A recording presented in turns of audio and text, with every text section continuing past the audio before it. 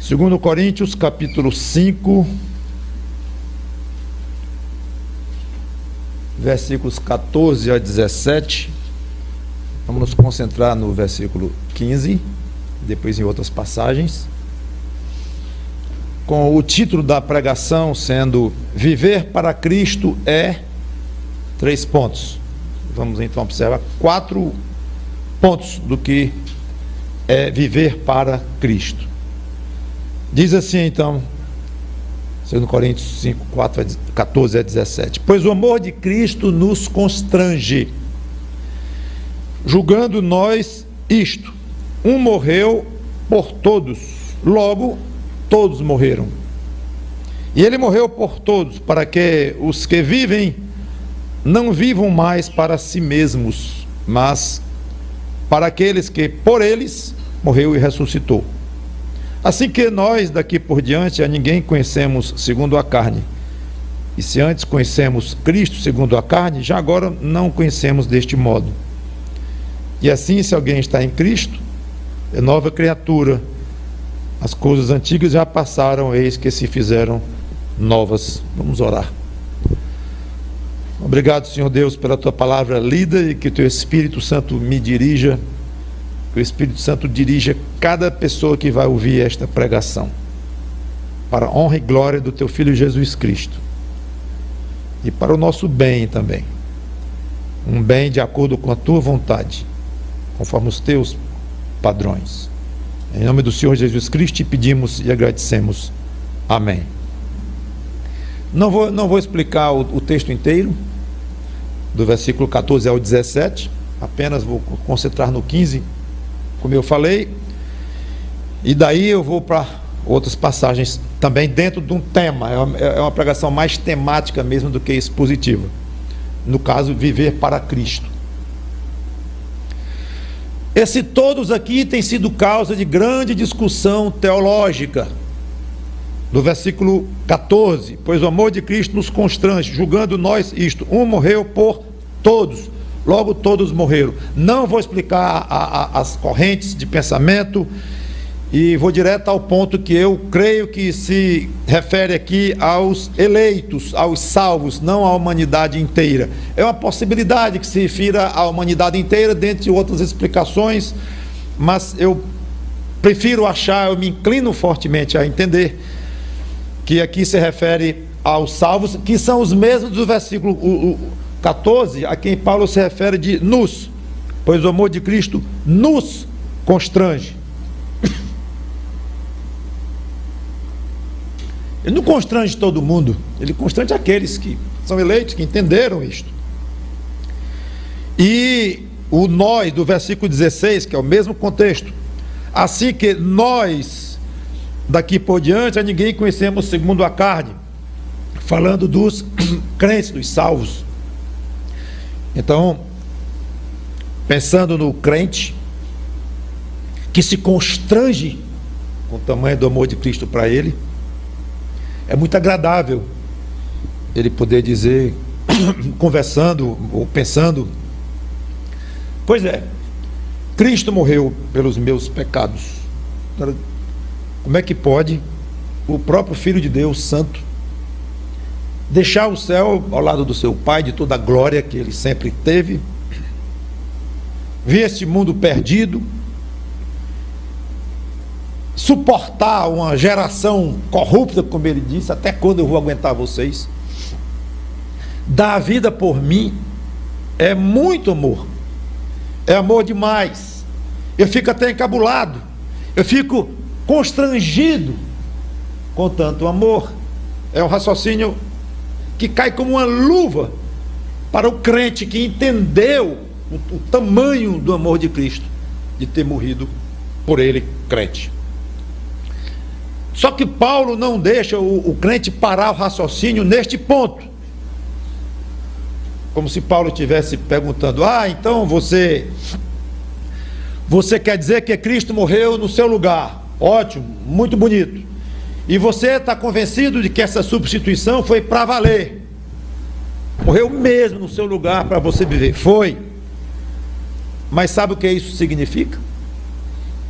Que que a sua vida não tem mais o menor sentido à parte de Cristo. Porque é bom dizer isto, é bom dizer que se encabula com tanto amor, mas Paulo vai mais fundo, vai para o aspecto da consequência deste constrangimento que o crente diz que tem diante de tanto amor. Então a sua vida não deve ter o menor sentido à parte de Cristo. Você teria perdido a sua vida se não fosse Ele. A sua vida agora, seu ser inteiro pertence a Ele. Então, por uma questão de lógica, de coerência, de obrigação, de gratidão, tudo isso junto, você agora tem de, ou precisa, ou o normal que você queira e faça questão de viver para Cristo. Então, este é o tema da pregação. Viver para Cristo é, primeiro, vamos ver 4 pontos que vão constituir esta pregação. 4 pontos sobre esse assunto: viver para Cristo.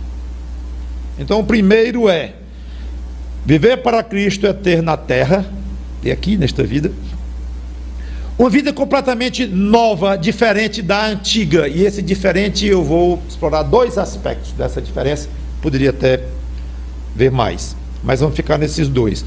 Primeiro, diferença na essência, na própria fonte de vida. Agora vamos para outras passagens fortes sobre o assunto. Gálatas 2, 19 e 20.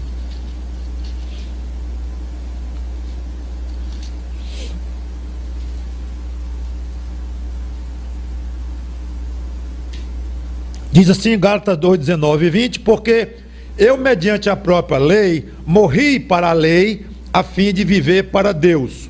Aí vem o que nos interessa mais. Olha que passagem bonita.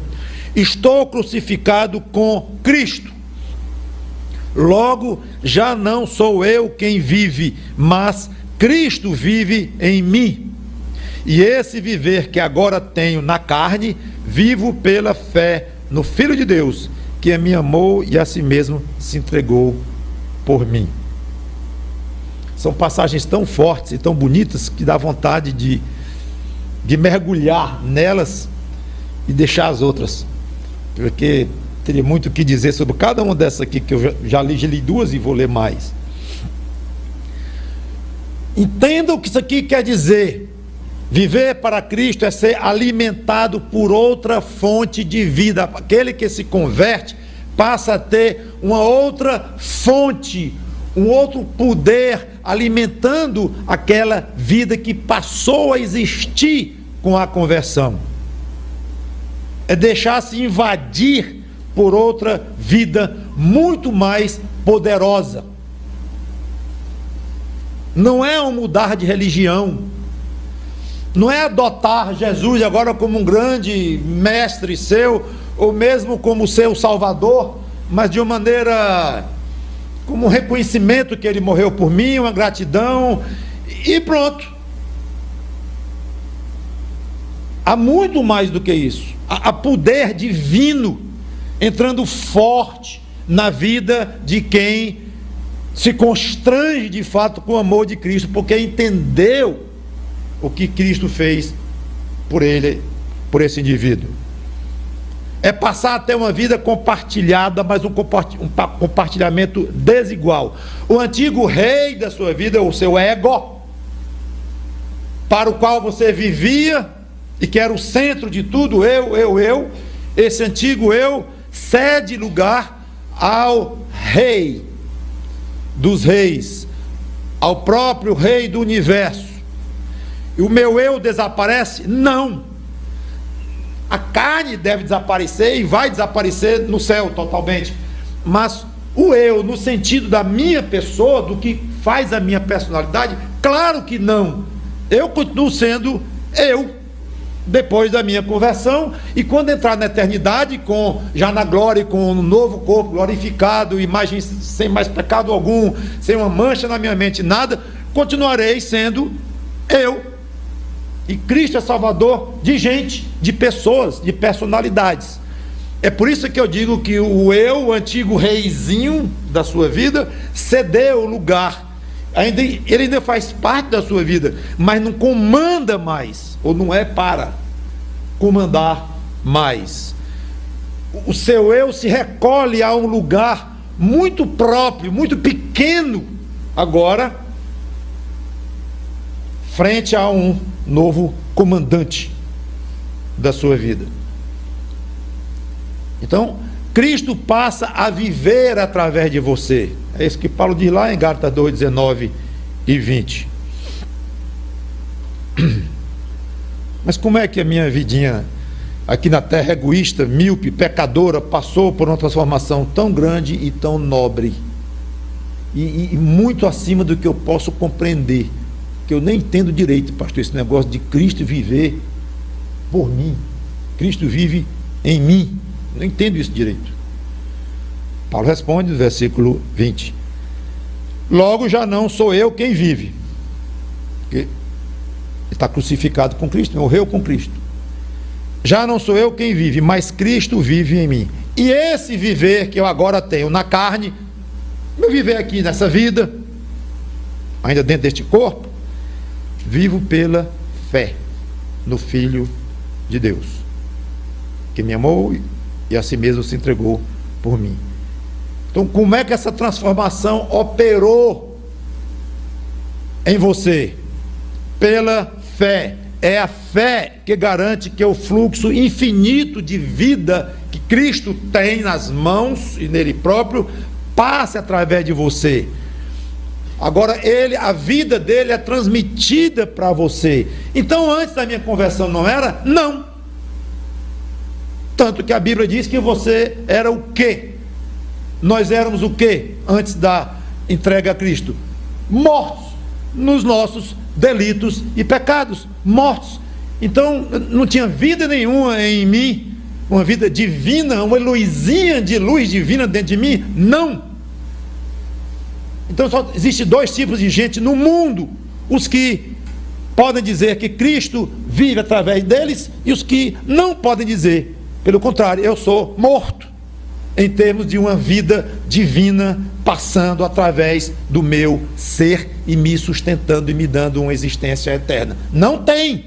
Tem a vida física, claro, e vai morrer um dia e vai para a eternidade perdido, afastado de Deus, como sempre viveu. Então é muito diferente, e é o que Paulo tenta colocar em várias passagens. Muito diferente de somente ter agora uma nova religião, ou alguém agora a quem adorar. Não é só adorar a Cristo. Ser crente não é só adorar a Cristo, é ter vida que Cristo passa através dele, desse crente. Como um ente santo, como Cristo é, vivendo em você, agora você pode ter comunhão com um Deus santo. São N benefícios que eu não vou desenvolver deste simples fato, que não tem nada de simples, é muito grande, é muito profundo, é muito significativo, muito denso, o fato de Cristo viver em nós. Pela fé, você pode se deixar embeber por quem tem total intimidade com Deus. Então, através de você, flui uma vida de quem tem intimidade total com Deus. Deus Filho tem intimidade total com Deus Pai. Então, você vai passar também a ter condições de ter comunhão com Deus. Pela fé, pela sua fé, vive através de você um especialista em agradar a Deus. Cristo era um especialista em agradar ao seu Pai. Então você tem tudo para agradar ao mesmo Pai, porque a vida daquele que se especializou nisso enquanto morava aqui, falando agora como homem também, está fluindo através de você. Então, viver para Cristo é ter uma nova vida totalmente diferente da antiga, totalmente dentro de dois aspectos que eu comentei um, vou comentar o outro, que é diferente nos propósitos.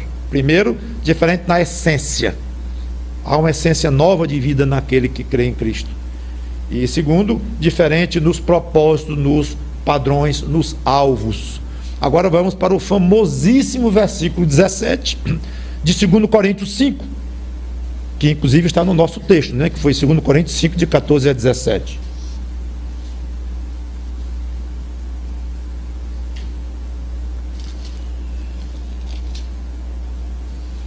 E assim, famoso demais, se alguém está em Cristo, nova criatura é.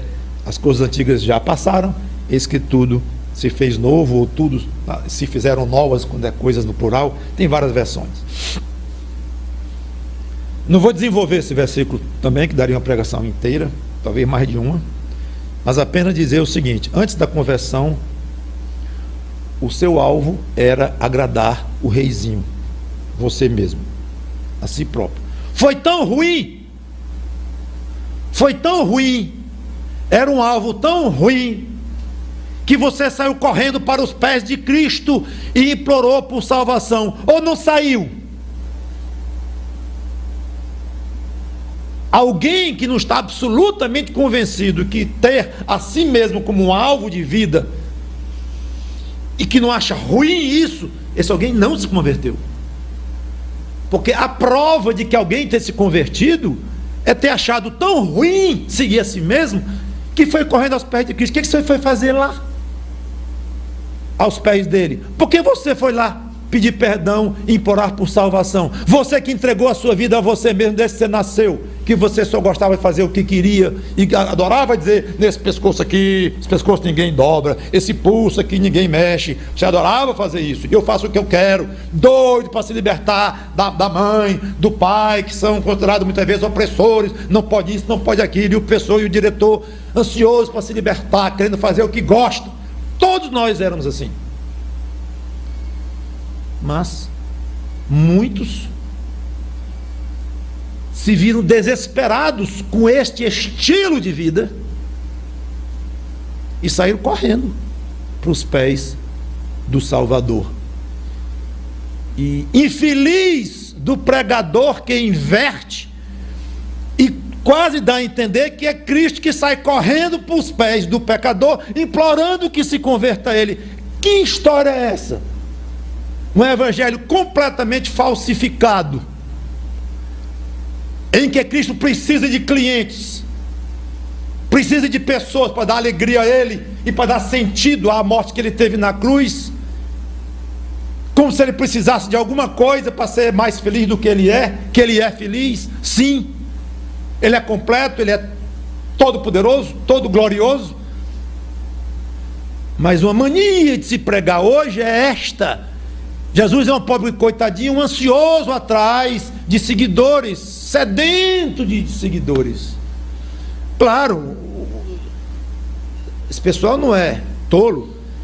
Eles usam a Bíblia para dizer: ah, mas tem alegria no céu quando um pecador se arrepende. Então, se o pecador não se arrepender, vai ter menos alegria no céu, vai ser menos alegre, vai ser mais triste. Então tem vários argumentos furados. Não é assim que se raciocina. Então, na realidade, se você é crente, entenda e se convença que você saiu correndo desesperado para os pés de Cristo. E se não aconteceu isso com você, meu amigo, você não é salvo.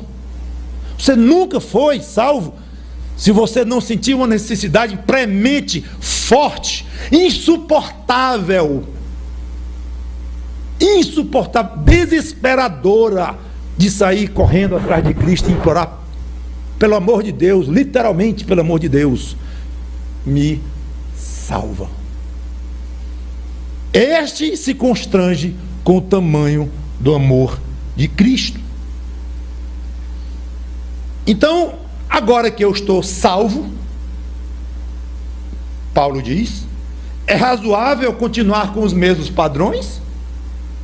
É razoável continuar seguindo os meus mesmos objetivos de anteriores? E como eu disse, o versículo 17 dá uma mensagem inteira ou mais, porque seria muito interessante explorarmos as coisas antigas já passaram, as que se fizeram novas. Que coisas? É interessante isso. Dá vontade de desenvolver, mas eu não vou. Eu quero me ater ao título, ao tema, mas meu CPF é o mesmo, meu nariz é o mesmo, minha mulher é a mesma, depois da conversão. Então, meu endereço é o mesmo. Que coisa, minha profissão é a mesma. Que coisas são essas que mudaram? Deixa eu me concentrar numa coisa só. Poderia falar de várias. O alvo da sua existência, a razão de ser, de você existir. E esta razão de ser deve alterar tudo o mais. Isso que pensa que Paulo disse, todas as coisas. Ele não foi atrás de explicar, não, mas todas as coisas, menos seu aspecto físico, sua altura, seu CPF e tal. Mas ele foi pro básico. Logo. É tão básico, tão vital o que acontece quando alguém se converte, que ele diz logo assim, muda tudo, embora não seja literalmente tudo, como já coloquei. Mas o que não muda são coisas secundárias aqui da terra mesmo, físicas muitas vezes. Então, ter a si próprio como alvo, você já viu que é uma má ideia, tão má que você não aguentou e arranjou outro alvo. Pelo menos diz que arranjou, pelo menos diz para Cristo que quer, que queria que ele o salvasse, ou aceitava como novo dono, novo amo da sua alma, da sua vida. Então, ter a você como alvo, você já viu que não dá certo, não lhe deu alegria nem felicidade nenhuma. Ter o mundo como alvo, além de uma má ideia, uma péssima ideia, é uma afronta a Deus. 1 João 2,15, muitos crentes continuam com essa história de ter dificuldade de tirar o ego do centro, de tirar o mundo do centro, de tirar as coisas desta vida do centro. Muitos crentes sofrem com essa dificuldade, não conseguem se libertar dos alvos antigos. 1 João 2,15. Não ameis o mundo, nem as coisas que há no mundo. Se alguém amar o mundo, o amor do Pai não está nele. Tiago 4,4. São passagens fortes, irmãos. Tiago 4,4 diz: infiéis, e no original é adúlteros, viu? No grego, adúlteros, não compreendei que a amizade do mundo é inimiga de Deus? Aquele, pois, que quiser ser amigo do mundo, constitui-se inimigo de Deus.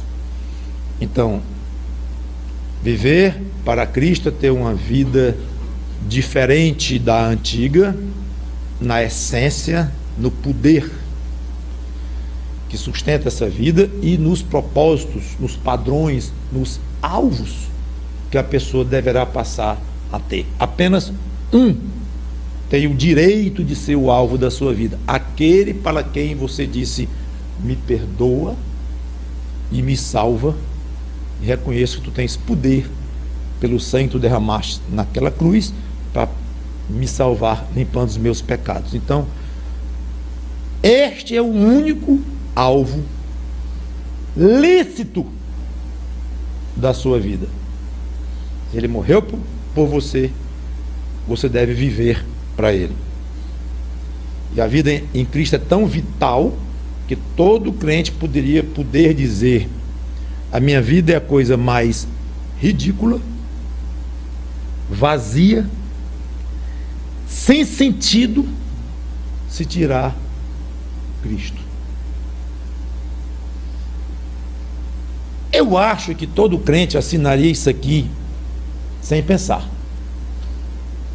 Irmão, você assina isso aqui? Declaro para todos os efeitos que a minha vida é a coisa mais ridícula, vazia, sem sentido, se tirar Cristo. Assina na hora, reconhece a firma no cartório tal. Eu quero saber se segunda-feira de manhã, e o que você vai fazer no primeiro expediente, e no segundo expediente, e o que você vai fazer à noite, e na terça-feira de manhã, e na quarta-feira, e na quinta-feira, e no dia a dia, se isto está valendo, se a sua maneira de vida reflete. Eu não quero saber da sua assinatura, nem faço questão que ela seja reconhecida em cartório. O que interessa é se a sua vida é uma assinatura em si, mostrando, provando que sim, sem Cristo está na sua mente, nos seus pensamentos, na sua língua, na sua boca, no seu bolso, no seu coração, na sua vida inteira. Sem Ele estar assim, totalmente dominante no seu dia a dia. Se é assim, então de fato você pode dizer que a sua vida é a coisa mais ridícula do mundo sem Cristo. Mas será que é assim? Você que sabe. Você que sabe, cada um se examine e cada um pense nisso. Que é muito fácil dizer e assinar embaixo. Mas a tal da segunda-feira, e da terça, e da quarta, e daqui, e depois segunda de novo, e terça de novo, e quarta de novo, e semana após semana, e mês após mês, que dá esta linha chamada vida, aí que está a prova se de fato Cristo tem sentido na sua vida, a ponto de você poder dizer: eu vivo para Ele. Paulo tinha esta convicção numa passagem também famosíssima. Estou lendo aqui só passagens bastante conhecidas, pilares mesmo. Filipenses 1:21, vou ler a primeira parte, que diz assim, Filipenses 1:21: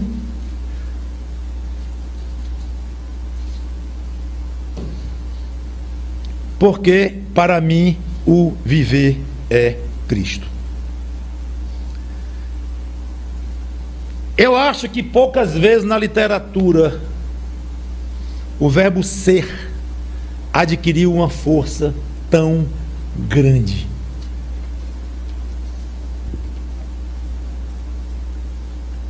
Essa deve ser a frase mais concisa, mais rica, mais explicativa, mais bem resumida, escrita por um ser humano. Para mim, o viver é Cristo. É muito curtinha a frase de Paulo. É fantasticamente densa, ela é concentrada com aquele verbo. É. Ele não disse: o meu viver é pensar em Cristo. Ele não disse: o meu viver é... Eu vou resumir aqui o meu viver: servir a Cristo. Pronto, o verbo servir resume o meu viver. Resume não. Peguei o melhor. Obedecer. Esse é bom. Pode botar aí no meu epitáfio, lá na lápide do meu túmulo. Esse aqui, o viver dele foi obedecer a Cristo. Pronto, esse é o verbo que transmite tudo o que eu penso e a maneira que me comportei com relação a Cristo. Não, é fraco. Para Paulo é fraco. Pensar em Cristo, servir a Cristo, obedecer a Cristo, fraco. Então eu peguei o melhor agora. Agora ninguém vai inventar um melhor. Amar. Pronto. O meu viver é amar a Cristo. Diga agora que esse é o verbo máximo que eu poderia encontrar. Aliás, o primeiro mandamento é amar a Deus. Então, o máximo que eu posso dizer da minha vida é que eu amei a Cristo intensamente. Pouco.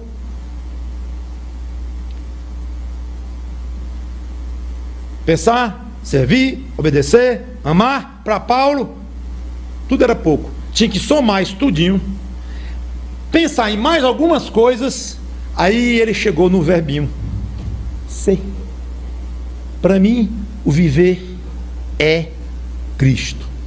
Explica tudo e muito mais. É absolutamente sinônimo a minha vida de respirar Cristo, ser um pedaço de Cristo, ser um complemento. A palavra complemento é um pouquinho infeliz, porque pode dar a ideia que ele precisa de um complemento, uma extensão de Cristo. Ele vive através de mim. Então o verbo é perfeito. Viver é Cristo. Pense nisso com relação à sua própria vida. Então, segundo, viver para Cristo é ter uma visão diferente sobre a morte física. E eu parei de ler o versículo 21 do capítulo 1 de Filipenses de propósito, que agora que eu quero entrar nessa segunda parte, é segundo ponto, porque ele diz, para mim o viver é Cristo. Pronto.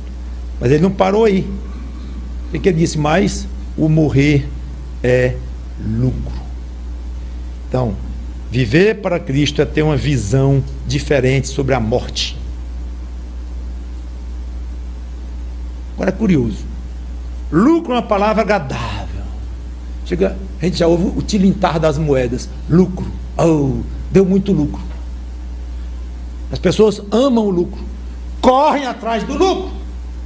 Morte é uma palavra desagradável, apavorante. As pessoas fogem para longe da palavra morte, do conceito da ideia de morte. Lucro atrai, morte repele. Aí Paulo chega e junta as duas. O morrer é lucro. Mas Paulo, como é que você tem um mau gosto desse? Pior do que isso, só juntando calda de chocolate com filé. Como é que pode, Paulo, você dizer que morrer, aquela coisa horrorosa, apavorante de morrer, é lucro, aquela coisa gostosa, lucro, eu fico doido com essa palavra. Coisa esquisita, quase louca, Paulo, você dizer um negócio desse. E é mesmo. Para a grande maioria das pessoas é loucura mesmo. O evangelho é loucura para os que perecem. Sabe quem é que vê sentido nisso? E não acha um mau gosto como juntar calda de chocolate com o filé? Pelo contrário, entende perfeitamente o que é isso? Aquele cujo viver é Cristo. Esse entende. Não acha loucura coisa nenhuma, acha absolutamente espetacular, maravilhoso. É mesmo, Paulo, que sacação, que coisa, que entendimento, que maneira diferente de enxergar a morte, para a qual eu me dirijo, todos nós nos dirigimos. Espetáculo. Um bom teste para você examinar o seu estado espiritual é tentar responder a pergunta: você acha que o seu morrer será lucro? Não é para minha mulher não, porque eu deixar uma herança para ela boa danada. Não. Não é para os seus inimigos que vão finalmente se livrar de você, se é que você os tem. Não. Lucro para você. Claro. A sua morte vai ser lucro para você. Se você entende isso, você está bem encaminhado na arte de viver para Cristo. Não quer dizer que nós perdemos 100% o medo da morte, que a morte deixou de ser apavorante em alguns aspectos, especialmente a forma de morrer, o sofrimento que muitas vezes antecede a morte, a angústia da morte. A morte é uma coisa que entrou na contramão e realmente é muito antinatural morrer. Sim, eu sei disto. Mas lá dentro do coração tem aquela convicção: morrer vai ser melhor para mim do que esta vida aqui. É lucro. Lucro como nunca eu imaginei que existia neste universo. Lucro. Você vai conhecer o que é lucro, se você pensava que sabia. Terceiro, viver para Cristo é morrer para o mundo. Já comentamos. Se agora Cristo vive em mim, então os meus interesses, meus padrões devem passar a ser os mesmos dele. Eu falei lá no versículo 17. Só que os interesses e padrões dele são opostos ao deste mundo. Já Inclusive já li que quem ama o mundo, o amor do Pai não está nele. Cristo falou, João 8:23, eu quero ler mais, duas passagens sobre este assunto, agora personalizando em Jesus Cristo. João 8:23, quando diz: vós sois cá de baixo, eu sou lá de cima, vós sois deste mundo, eu deste mundo não sou. Passa as páginas para o capítulo 17 de João e vamos aos versículos 14 e 16, que diz assim: 17:14, eu lhes tenho dado a tua palavra e o mundo os odiou, porque eles não são do mundo, como também eu não sou. Versículo 16, eles não são do mundo, como também eu não sou. Então, se ele não é do mundo, se os padrões dele não são do mundo, os seus não devem ser também. À medida que Cristo se aproxima de você, você deve ter vontade de se afastar do mundo. Outro teste bom. Outro teste bom. Se o mundo anda muito perto de você, seus valores, seus padrões, as coisas do mundo, muito perto, e lhe seduzem muito, você não está tão perto de Cristo. É inversamente proporcional. Inversamente proporcional. A maneira de você avaliar o quão perto de Cristo você está, o quão forte é o seu viver para Cristo, é examinar como é que está você com relação ao mundo. Porque examinar como ele era em relação ao mundo, já está examinado. Não sou do mundo, não tenho interesse neste mundo,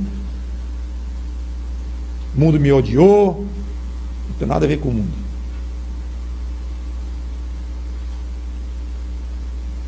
E se você chegar ao ponto de dizer que Cristo vive em você, o outro lado da moeda é poder dizer que o mundo morreu para você. Quanto mais você está vivo para Cristo, mais você deve estar morto para o mundo. É exatamente o que Paulo diz em outra passagem clássica, Gálatas 6:14, quando ele fala assim, Gálatas 6:14,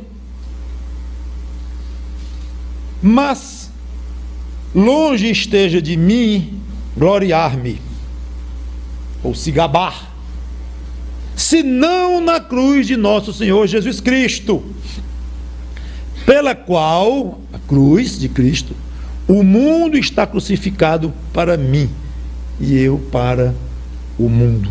Ou seja, não tenho mais nada a ver com o mundo. Não me atrai.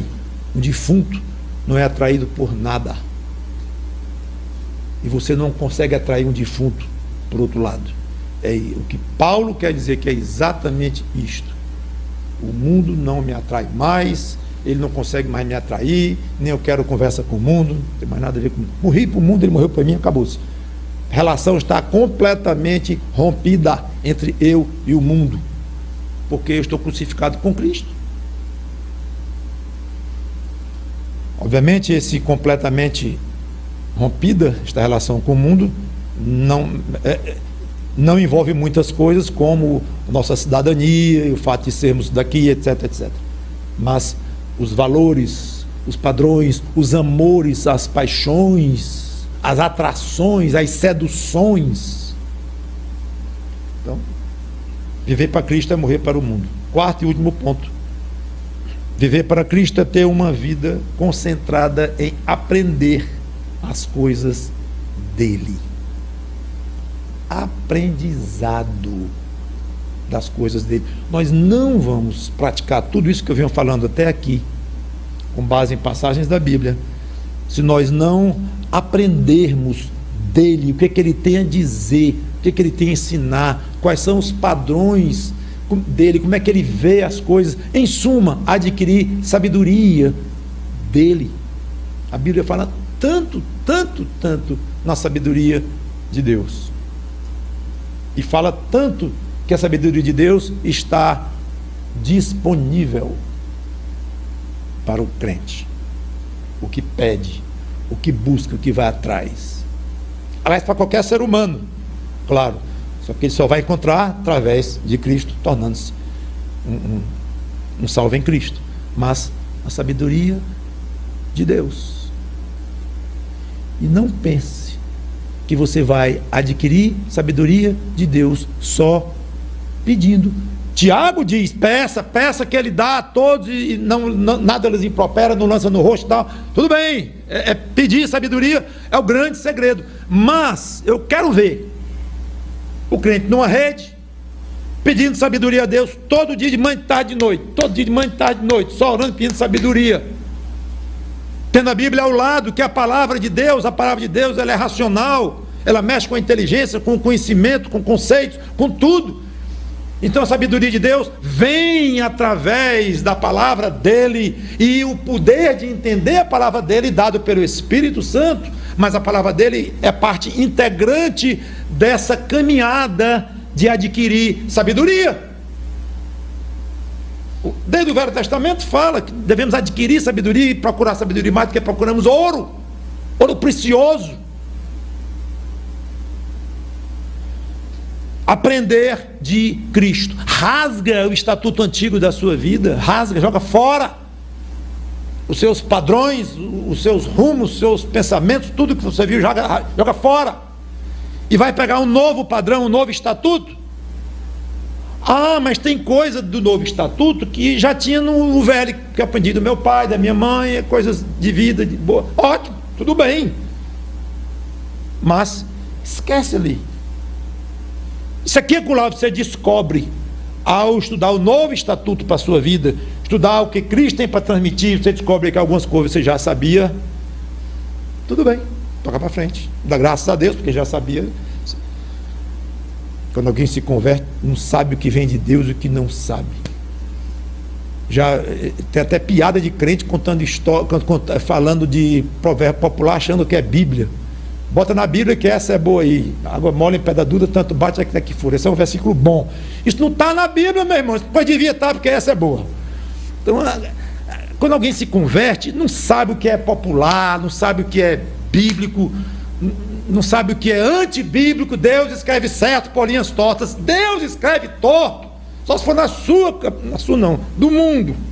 Na cabeça do mundo. Que Deus faz alguma coisa torta. Porque para mim Deus não faz nada torto, nem as linhas dele. Deus escreve certo com as linhas tortas. Não escreve. Tudo dele é reto. Então esse é um provérbio popular que você joga no lixo.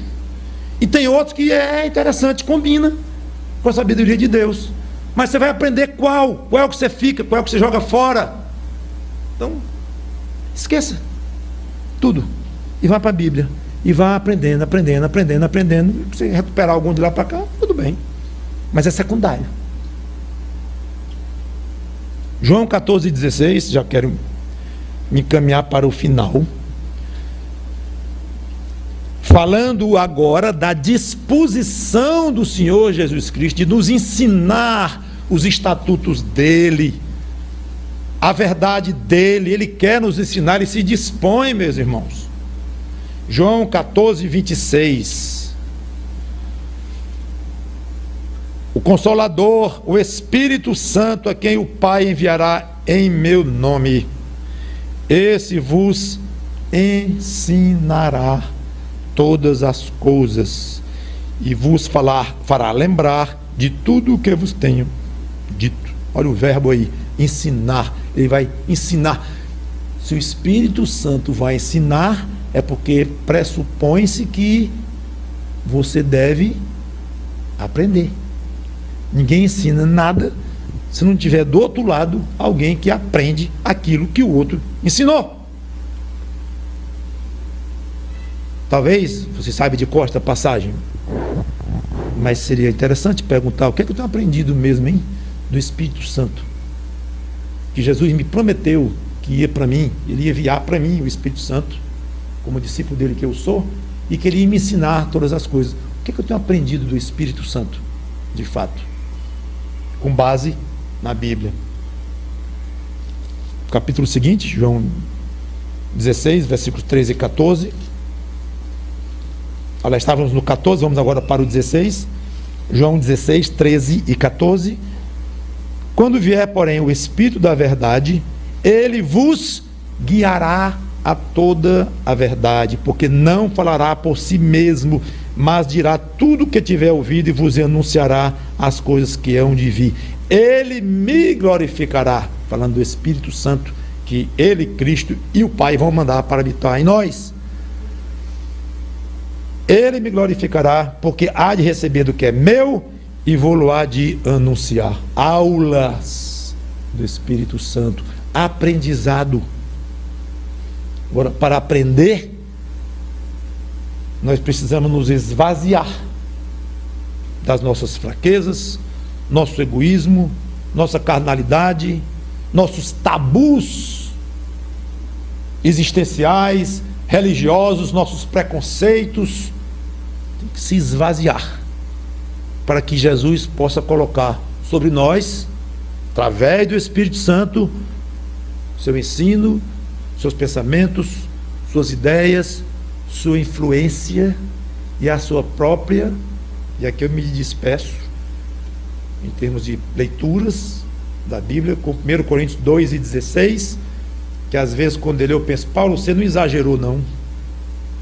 É absolutamente impressionante o que o Paulo escreve aqui. Não dá nem para acreditar só pelo raciocínio humano, acreditamos pela fé, mas sem entender bem, e super orgulhosos, vaidosos e felizes pelo que está escrito aqui. Eu fico todo envaidecido em Cristo com o que está escrito aqui. 1 Coríntios 2:16.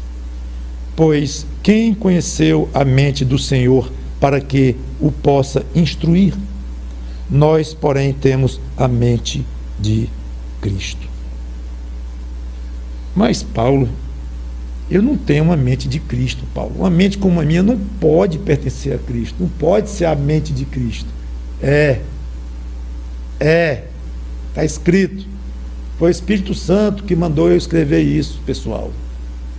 Paulo dizendo, eu também acho fantástico, não sei nem como é que eu escrevi isso, porque é lindo demais, é grande demais, é espetacular demais, mas eu tinha que escrever.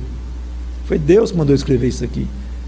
Então, o crente tem a mente de Cristo. Às vezes me apavora a ideia, meu Deus, como é que eu posso ter um pensamento desse? O quanto eu estou desonrando a mente de Cristo que eu tenho, desonrando, manchando. Como é que pode? É o tamanho do poder da salvação dele, o tamanho do poder do Espírito que ele enviou para nós, o tamanho do poder de limpar os nossos pecados e nos colocar justos, justificados diante de Deus. É isso, mais do que a gente pode compreender. Então, é preciso que você se esvazie, você abra mão de todo o seu orgulho, da sua vaidade, abra mão do seu tempo, muitas vezes, do diletantismo puro e simples, do egoísmo, e permitir que Cristo coloque sobre você seus pensamentos, as ideias, a influência e a própria mente dele possa fluir cada vez mais suavemente por seu intermédio. Faça do seu viver para Cristo, irmão, uma experiência cada vez mais intensa, ao ponto de a sua vida não ter o menor sentido na segunda-feira sem Cristo. E você que ainda vive para agradar a si mesmo, se há alguém, cuidado, porque esse alvo vai lhe levar com toda certeza ao inferno. Quem procura agradar a si mesmo já está destinado na sua vida, vai continuar longe de Deus, onde sempre esteve. E o inferno é isto, é distanciamento de Deus e não ter a presença de Deus, o calor de Deus, a comunhão de Deus, o entendimento de Deus, a intimidade com Deus. Pelo contrário, são o que a Bíblia chama de trevas, de sofrimentos a ponto de produzir ranger de dentes, pavor, dor, onde o verme nunca morre. São coisas terríveis que talvez na falta de palavras para dizer exatamente, os que escreveram definiram assim, que Jesus falou assim, muitas das palavras são dele, mas coisas muito, muito terríveis. Então, receba a vida eterna em Cristo e passe a viver através dele, ou ser você próprio um receptáculo da vida do próprio dono da vida. Vamos orar. Obrigado, Senhor Deus, pela tua palavra, que o teu Espírito Santo mexa, mexa e mexa com os corações. Em nome de Cristo eu te peço. Amém.